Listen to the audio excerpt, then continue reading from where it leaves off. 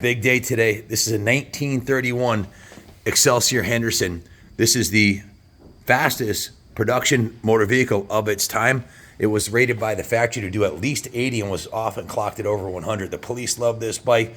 The outlaws loved this bike. And anybody who wanted to be the fastest on the road had to have this bike. All others paled in comparison, mainly because of this engine. 4-cylinder, 80 cubic inch, that's 1,340 cc's, Springer front end. It looks the part, and it has not started. This bike has not started since the 80s. And 70s. It said 70s? Early 70s, yeah. So the last time it was on the road was in March 1974. That's the last time it was registered. And the people that had the bike, well, they just kept it in their garage and obviously out of harm's way because it's got a little rusty crusty on it, but it's not. You know, the original paint on this thing is intact. Go ahead, fire it up, guys. Look at the dual exhaust on this thing. It's a hell yeah! What do you think, Jimmy? Awesome.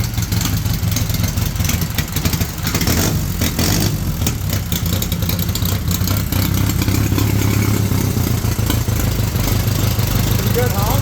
Sounds awesome. Unbelievable. What an honor to have this in our presence, man. What a beautiful piece.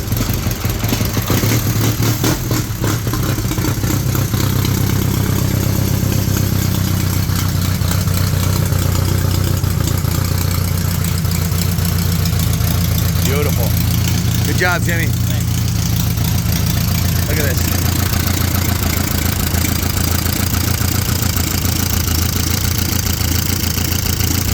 Got the grease fittings on the top of the cylinder. I wanted to point out, guys, check out the engine cases. Unlike the Harleys and Indians that were, they had two separate units. This is a unit case which includes the gear, transmission, the clutch, the primary drive, the crankcases, everything are in this massive aluminum engine case, and it's split horizontally here, as you can see. Yep. 4 exhaust, 4 spark plugs. Jimmy numbered them, and what a cool piece. These grease fittings are to grease the push rods, I imagine, right? Rocker arms. Rocker arms. And just the fact that this thing's almost 100 years old. This bike is extremely rare. You won't see many of these. Definitely not going to see one on the road, usually in a museum. But to have one come into the shop, this pristine original is freaking unbelievable. What do you think about this thing, Jimmy? What an incredible motorcycle. Never in my life I ever thought I was going to work on one or even see one for that matter, and then get to do this. It's truly amazing. What did it take to get her fired up? I had to do the rocker shafts, oil, magneto service, and the carburetor. And we basically did it I did it pretty quickly just to cheat it, to see if we could get it to fire, just to make sure. And sure enough, fired right up. The hallmark of a well-preserved motorcycle. Look at the Springer front end on this thing, man. The Springer front end says Schwinn, so I'm assuming they were the manufacturer. They were a bicycle manufacturer, but they were making these front ends for the auto cycle, Excelsior Henderson auto cycle.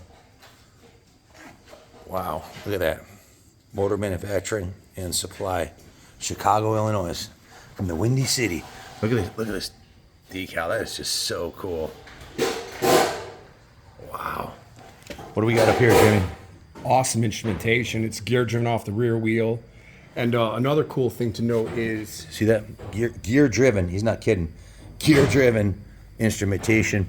That gear goes right up here to the speedometer. That's the original speedometer showing, is that 5,270 miles? Yep. And it also has a light tower for your instrumentation. So it turns over at 10,000 miles? Yeah, it must. Yep. Wow. So who knows how many miles it has on it, but say that one more time. It has a light tower here for your instrumentation, which lights up your gauges because the gauges don't have an internal bulb in them. That's cool. Pretty wild for the times. And also it has a headlight dimmer switch here. That's your amperage, that's your oil pressure, and that's your dimmer switch right there. Yep. What does it say?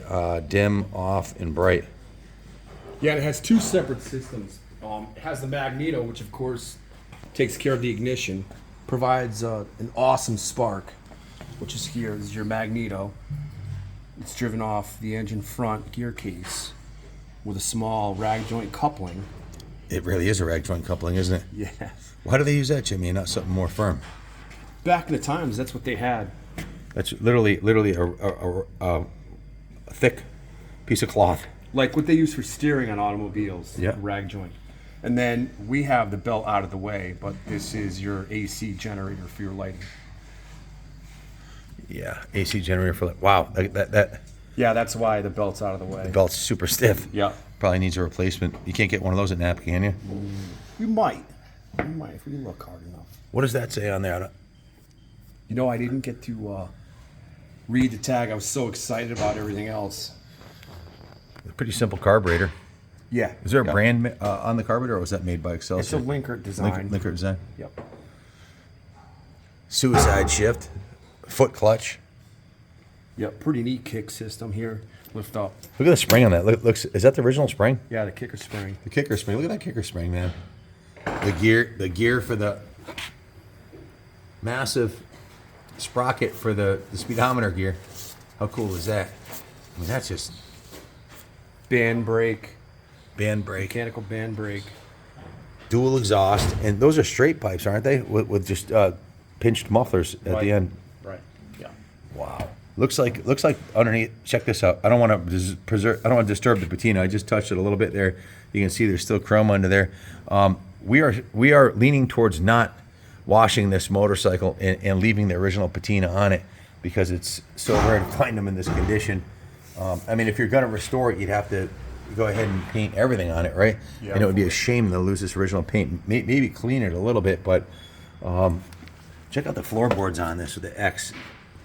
Last year of production, they started in 1911. They ended in 1931. They went out of business because of the Depression. The only motorcycle manufacturer to survive the Depression really was Harley Davidson. India went out in 54? So there were a lot of motorcycle manufacturers until the Depression. Then a lot of them went out of business. There's all kinds of unique features on the bike. Like the kickstand over here has a cast style kickstand. It just simply swings out. That's pretty cool.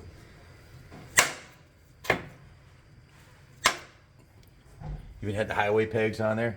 Yeah, totally just something else. So that was your suspension right there. There's no suspension. The seat had springs in it. Looks like it got about maybe 6 inches of travel. Keep you from messing up your spine. This is the original leather saddle, is it not? Yeah, the saddle and the floorboards are just, it's amazing. Yeah, the original rubber floorboards. I'm not sure what this is here, the safety award from 1939. If anybody knows what this is, it says AMA Safety Award. Maybe it's the American Motorcycle Association. I don't know. I've never heard of a safety award, but is this a toolbox in there, Jimmy? Yeah. Wow, look how clean it is in there. Nothing in there, though? No, nothing. Wow. Chain and sprockets are still in good shape. Are these the original Goodyear tires? There's probably a date code on there. Yeah, DOT. There's a date code. Can you read this? I'll be a son of a bitch. 1935, unless I'm mistaken. Does that say 1935? I can't see that. What are the last two letters there? Last two numbers. Right there. In between those two dots.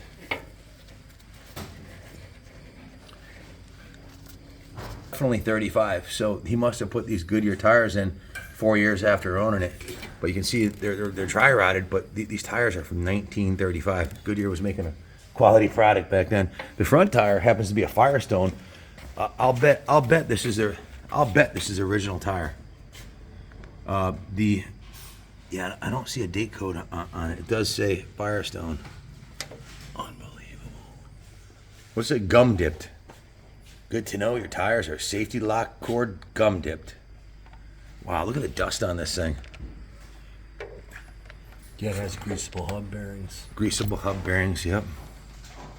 Got some dry rot on the front tire here for sure. I mean, I'll rip it down the road once, but I wouldn't want to go cross country with these tires.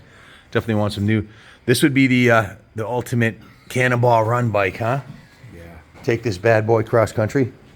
I mean, it'll do 100 miles an hour. I definitely need some new tires to do that, though. Yeah, to break the ton, that was the big deal. What's the scoop with these grips? There's no leather on them or anything. I have the grips, the original grips for it, but they're so hardened and broke. Oh, those things are hard as a rock. Yeah. Looks like they were originally red, and now they're like a pink and white. I couldn't get a twist out of the magneto on the throttle. So are both fuel tanks? Yeah. There's a church-like key for the fuel padcock right here.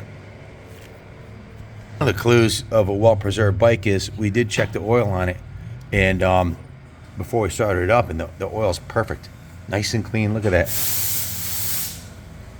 Wow. It even smells good still. Remarkable. So it had fresh oil when it was parked. Now this motorcycle has been in the same family since 1931. The grandfather who owned it gave it to his son, who's I'm going to say in his 60s now. And in fact, one of his family members who's had a lot of history with the motorcycle is going to be coming down here to check it out now that we got it running again. And Jimmy, you wanted to meet him, right? Yeah. Why is that, Jimmy? I heard that the family members, one of them has a heart transplant or something, or organ transplant. It'd be great to meet him because I'm also a heart transplant recipient. And it's pretty wild how things work out here like that. So I think it'd be really cool.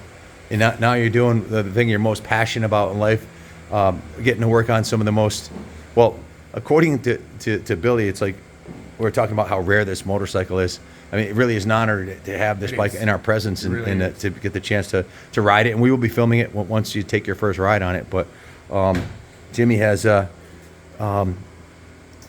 gotten through one of the hardest surgeries you can, heart replacement, and now he's doing what he loves to do. He's got a badass Harley Davidson Dyna, probably 130 horsepower Dyna, and he's out riding, doing his thing. Matter of fact, we went to Unadilla a few years ago, and he did a lap around Unadilla. So that was really cool. If restored that bike, KTM 380MX. And Jimmy's kickstarting this 4-cylinder 1340cc. So I don't know what's stopping you guys, but hopefully he's an inspiration for you guys to get off the couch and start doing what you love to do. You know, because we only get so many years on this earth, and you might as well spend it doing what you love to do. And that's what we're doing here, right, Jimmy? Yeah, and to be saved and to get a chance to save something and do something and pass something on. To pass something on, to me, is one of the greatest things. It is. It could be something so simple, but to pass something good on to somebody, whatever it is. When this thing rolled in, as I said in the earlier videos, I let the guys claim their projects, and Jimmy called dibs on this before it even came off the trailer, right? Yeah. So, and this year you've done a 46 NUC, a 32 WL, a 28 JD, a couple flatheads, a 65 Servitrike. You've been having a penchant towards the real classics. So the 42 XA. That was one of 1,000 military XAs. Yeah, and then the 58 Panhead, the black one. And you got. And what's on your plate right now? You got a 66. You have a 66 FLH. I'm doing a 77 BMW R100S. All classics. Yeah. So this is the stuff that when I was little, like when you're a little kid and the guys like before you, that stuff gets me excited. Like I wish I could talk to all the people that rode the bike, because I have like the utmost respect for people before me.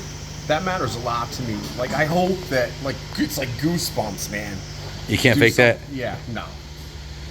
Yeah, to meet the son and grandson of the original owner of this, the fact that they had the family had the peace of mind that usually someone passes away, the bike gets sold, but the son kept it. I don't know if him and his dad had an agreement. We're going to talk about that in the next video when they come down. But hopefully the next video will be you riding this thing down the street, and then me shortly thereafter. Yeah, that's the big thing. I'm really looking forward to that. I hope it happens. Yeah. Also, you guys out there get to see it, and get to experience it with us. Yeah, we get to share this with you guys, which is what it's all about here. And 1939 Safety Award. Yeah, it's pretty neat. So what's next, Jimmy? Stay tuned for the next video where we get to meet the owners. Amen, brother. What a beautiful piece. One last look at this beauty. It is really,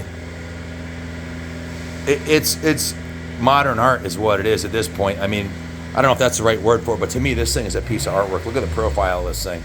It just looks badass.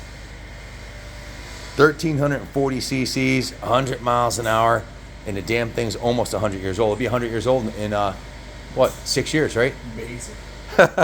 Amazing. Hopefully we make it to 100, Jimmy. Yes. Thank you all for watching, and always, as always, God bless the United States of America.